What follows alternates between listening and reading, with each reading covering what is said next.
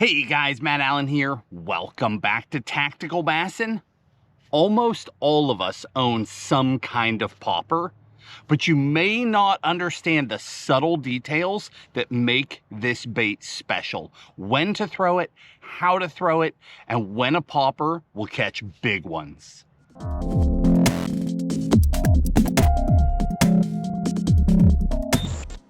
Just about every bass fisherman I've ever met has got a popper in their box. Now, not everyone has a popper box. I am pretty fanatical about these baits. The popper is probably the most overlooked and misunderstood topwater bait. Everybody bought one when they were a kid. Anyone who's getting into bass fishing has picked up a cheap popper. But has it ever shined for you? Have you ever gone out and just absolutely smashed them on a popper? There are subtle nuances. It's why I own a box of poppers. So what I want to do today is explain the different actions that you can get out of a popper and what each one are for. And then I am quite literally going to open my popper box and show you all of my favorite baits, starting with my childhood bait. It's a bait you have never heard of, and then we'll go through the rest of them. But popper fishing is very simple, right? This is a topwater lure. Don't get hung up on this specific bait. We are going to get to this one. It's one of my favorites.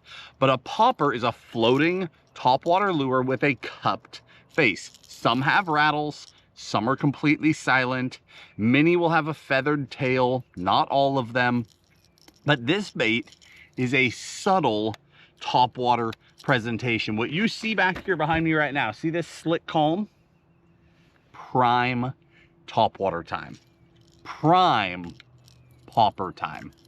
The popper is going to create a very subtle presentation in most situations. Now, we are going to get into when it can be a very aggressive presentation as well, because there are 3 to 4 different ways to work a popper, and there are different baits for those different things.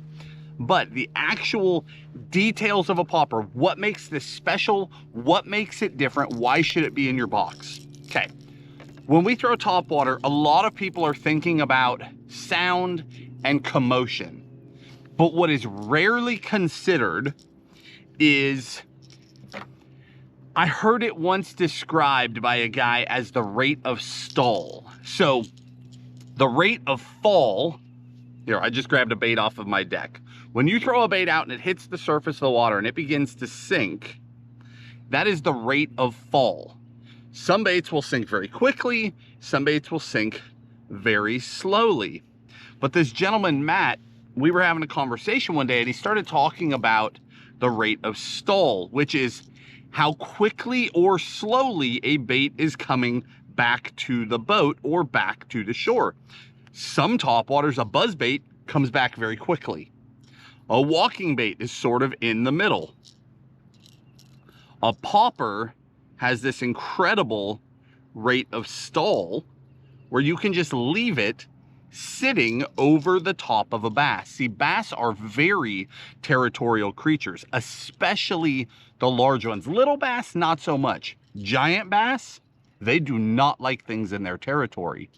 So a bait that can stall, that can spend more time in their territory, is a very special bait.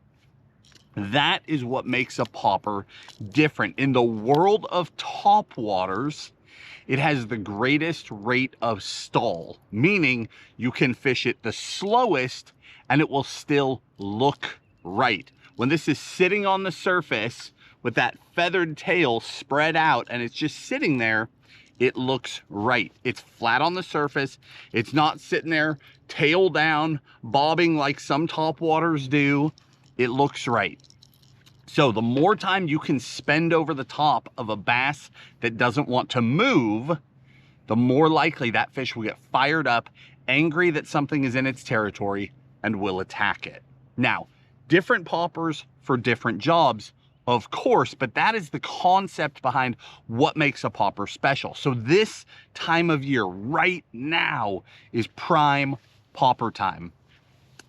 Giants will eat topwater all spring, all summer. But as the months tick by, those fish get a lot smarter. They've seen a lot more topwater. This time of year, there are really big fish up really shallow, and they're just being lazy. They're recuperating from the spawn. They're just hanging out. And the longer that bait can stall out over the top of them, the more likely that they'll come up and eat that thing. And it's interesting because little ones will come up and just slurp a popper down. So often a big one, it'll be glassy like this. Your popper will be sitting over there in that little pocket, and out of nowhere, just a toilet flush. When they finally do it, they're mad. They take it out on that popper. So I've already said a few different times, different poppers for different jobs. We're gonna jump into here. There are basically 3 different actions I'm looking for in a popper. The traditional popper action, okay? Actually, there's 4 actions. Here's the traditional action. Hopefully you can see that popper. It's the subtle bloop, bloop, bloop. Bloop, bloop, bloop.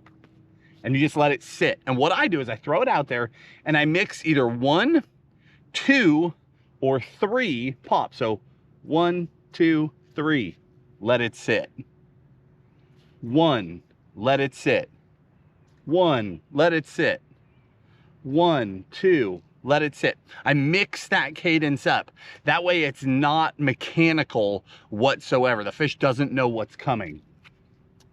That's that traditional popper routine. Hitting it just hard enough that you get the bloop out of that bait. I actually prefer to fish a popper even more subtle than that. When I'm out popper fishing, I'll go to one of my smaller poppers and I just barely bump it. I just want to see rings come out around that popper. I don't want to hear the bloop. If I hear that sound, I feel like I'm hitting it too hard. I want really, really subtle. Just rings around that bait out there. That's it. And I let it sit. I catch more giants with that on the calm mornings. It works. It stays directly over the top of them, and it's just making enough commotion to seem alive, and it bothers them. Now, if you've got the right popper, like a Pop Max or many of these others, they will also, to the surprise of many, walk the dog just like a traditional walking bait. That cupped face is catching water. It's trying to stall, and that actually causes it to turn. So these baits will walk the dog. Hopefully you can see that bait out there incredibly well. They are a very subtle walk the dog bait. Very subtle. Way quieter than all of your other walk the dog baits. But a good popper can do both. Now there is one more retrieve. I actually can't do it with this one. This one won't do it, but I've got 2 baits in here that will, and that is truly chugging a popper. With that, let's pop this box open. I am quite literally going to walk you through all of my preferred poppers, okay? Let's start up here. We're just gonna work our way across. This is in no particular order. I'll show you exactly what I carry in the boat. That is my popper box. These up here are called XL poppers. And as I'm opening this, I know my dad is watching this video along with the rest of you. And I definitely have to apologize because I have never bought an XL popper in my life. There are a bunch of them there. This is an XL popper. In my childhood, this was the bait. Look at the hook rash on that thing. This was the bait. My dad loved these things. Through the years, I would borrow an XL popper for this trip or that trip, going over here, going over there. And I just sort of made sure none of them ever made their way home. Sorry about that, Dad. But seriously, the XL popper, that's the bait I grew up on. So as a little kid, I had confidence off the charts in a popper. And frankly, that bait is nothing special. They are in here for nostalgia's sake. That's it. I haven't thrown one of them in years, but every time I go to grab a popper out of my box, I want to see those things sitting there. Next one up is the chug bug. There's a bunch of them mixed in here. The chug bug is one of the 2 baits that will give us that other action. In fact, let me grab the other one too. Okay, here we have the storm chug bug. And here we have the Nomad Chug Norris. They have these large cupped faces. Both of these baits are designed to blow water. I am just really quickly, I'm gonna tie on the Chug Norris. Hopefully I can give you a little example. I wish I had a leader on here. Straight braid, sometimes if I pull hard, they'll foul up, but that should be all right. Let me show you the concept here. So we've talked about 3 retrieves, right? Getting that bloop, going even quieter, walking the dog, and then the last retrieve for a popper is chugging. The chug is violent. This is like a downsized saltwater popper. Again, this Chug Norris or that Storm Chug Bug, those are the 2 that do it well. This is night and day different than everything else.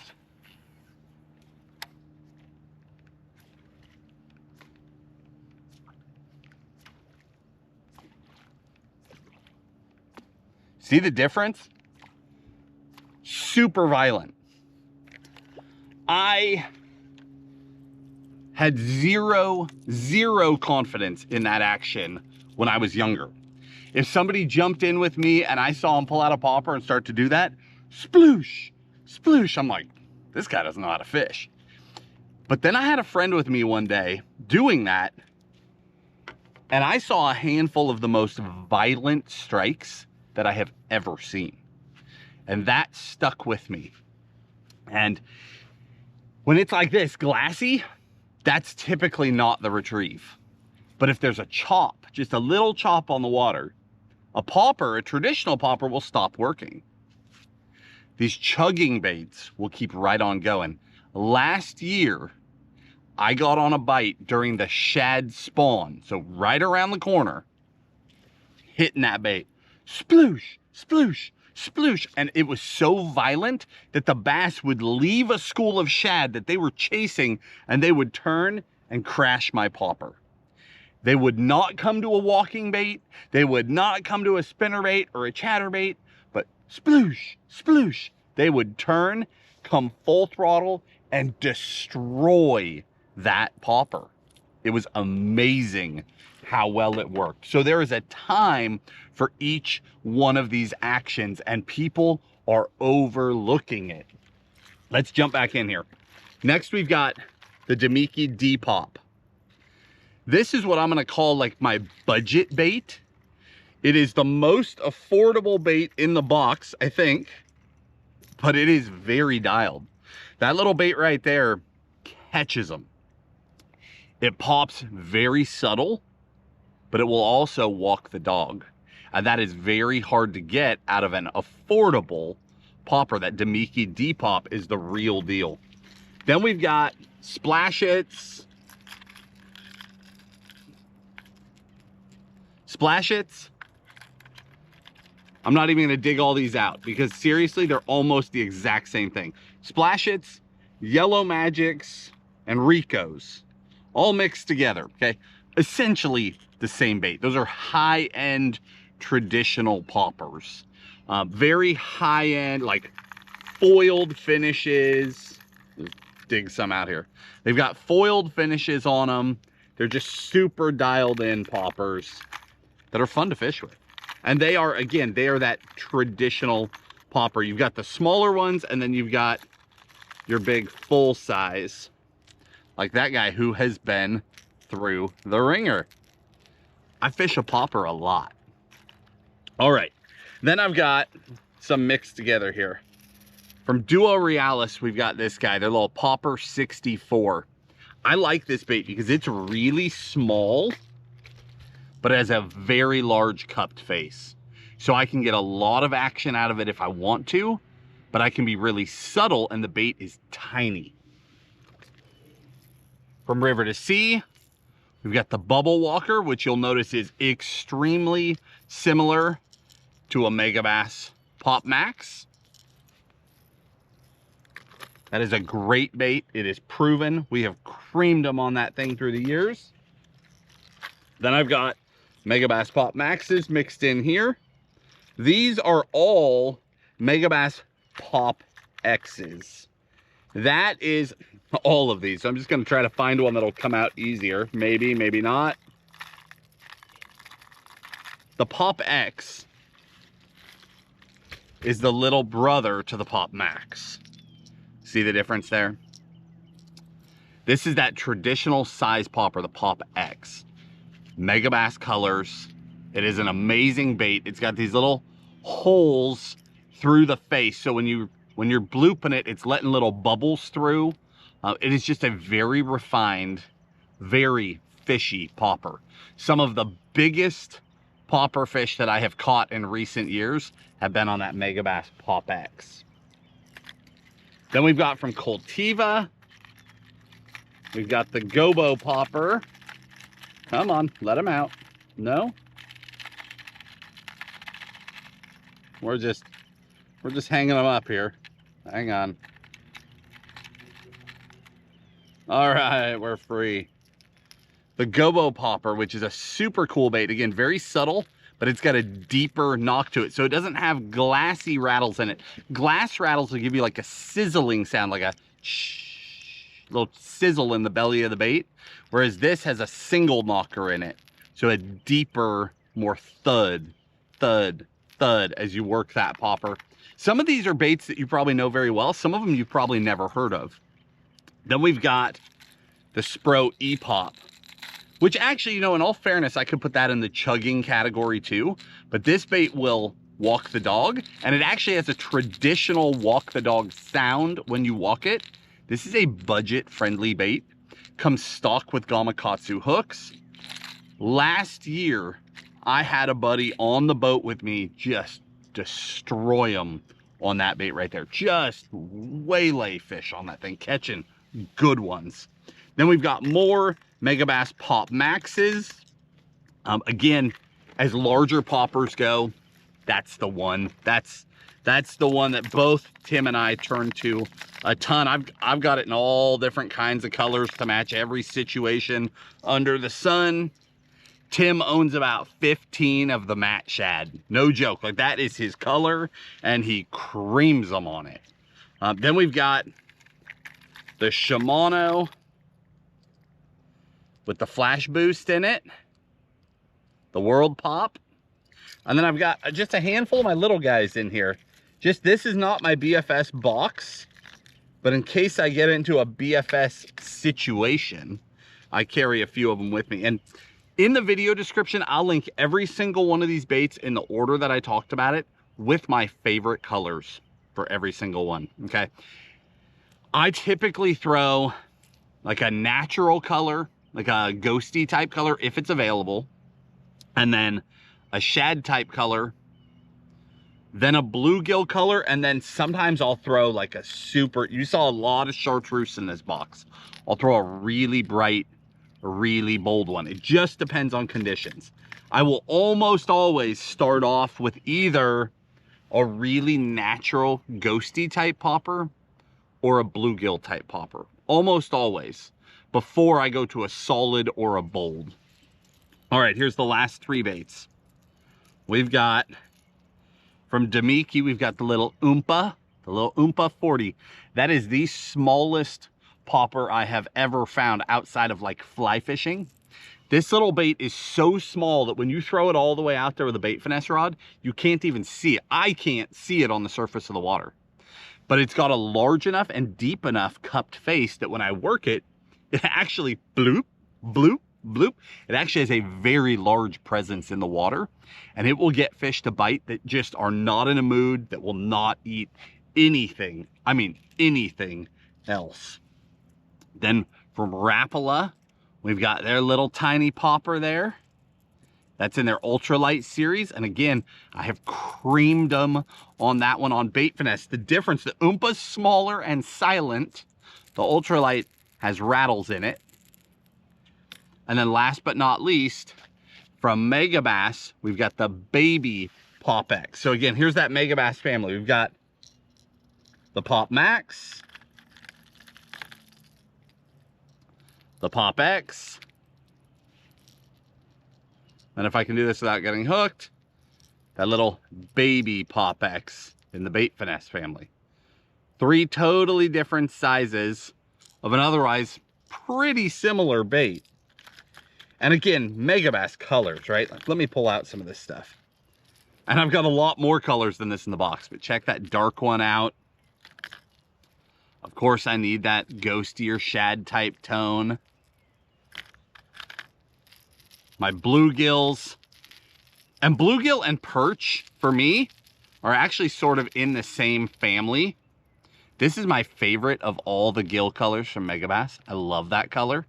But like, this perch is very, very similar. So it gives me similar tones in the water. I don't think the fish are that picky on the topwater. And then this one flies under the radar. That little bit of a chrome side, I catch big ones on that one. Just sort of giving you guys examples of what I carry in my own box. Let me put the lid on it so they don't all fall out. Wipe the water off here. That quite literally is my popper box. I challenge you guys to spend a little more time with a popper this spring. Understanding the difference between throwing one so subtly that you are just barely rippling the surface and using that rate of stall to stay over the top of a fish that doesn't want to feed, versus chugging to draw fish away from active bait fish, get their attention in crashing waves, and then everywhere in between. Walking the dog, getting that traditional bloop, adapting to the conditions with a bait that will stall out and stay in the strike zone longer will help you catch more and bigger fish this spring. The popper is a bait that should be on everybody's deck. It is a bait that we all already own. You definitely own a rod that can throw it. You can throw it on super high-end gear like I am. I mean, I do enjoy really lightweight combos for fishing my really finessey presentations, but you certainly don't have to.